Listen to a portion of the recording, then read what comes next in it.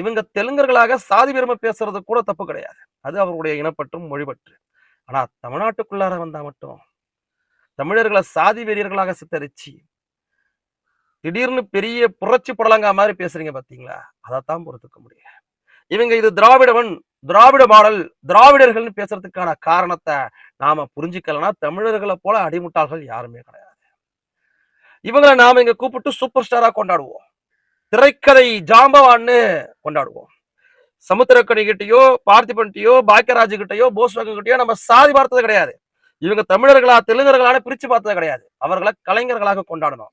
ஆனால் ஆந்திராவிலேயோ, கர்நாடகாவிலேயோ, கேரளாவிலேயோ ஒரு தமிழன் முன்னேறிட முடியாது. அது அவ்வளவு சாதாரணமான விஷயம் கிடையாது. நடக்கவே நடக்காத விஷயம். சாதாரண விஷயம் என்ன?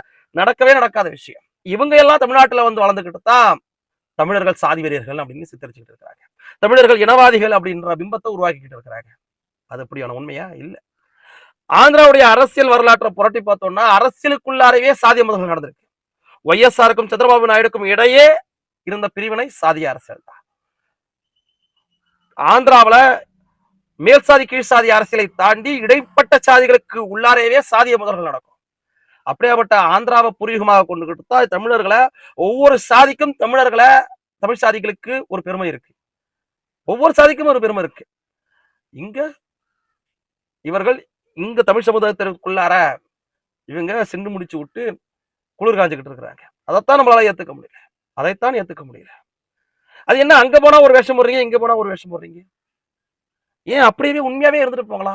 இருக்க முடியாதா? நீங்க தெலுங்கர்களாகவே அடையாளப்படுத்திட்டு தமிழ்நாட்டுல நீங்க உலா வந்தா கூட தமிழன் ஒரு கேள்வி கேட்க மாட்டான். அவன் ஒரு அடிமுட்டாள். உங்களை உச்சியில வச்சு கொண்டாடுவான். விஜயகாந்த் படம் இங்க இருக்க ரிலீஸ் ஆகிற படத்தை நீ நாயுடு பெஸ்ட்னு ஆந்திராவில் வெளியிடணும். உனக்கு அந்த கட்டாயம் இருக்கலாம். ஆனால அப்படியான கட்டாயம் தமிழ்நாட்டுல இல்ல. அப்படியான கட்டாயம் தமிழ்நாட்டுல இல்ல.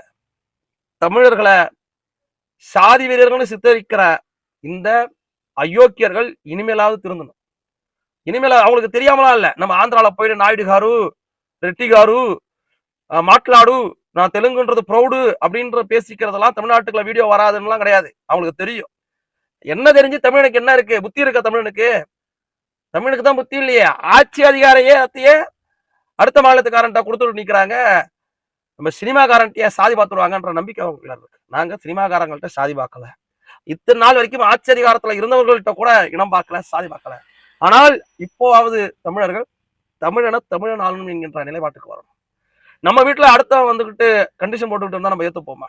ஆனா நம்ம மாநிலத்துல மட்டும் அடுத்த மாநிலத்துக்காரன் வந்து கண்டிஷன் போட்டுக்கிட்டு முதலமைச்சராக ஆகலாம், அமைச்சராக ஆகலாம்னா எப்படி ஏத்துக்க முடியும்?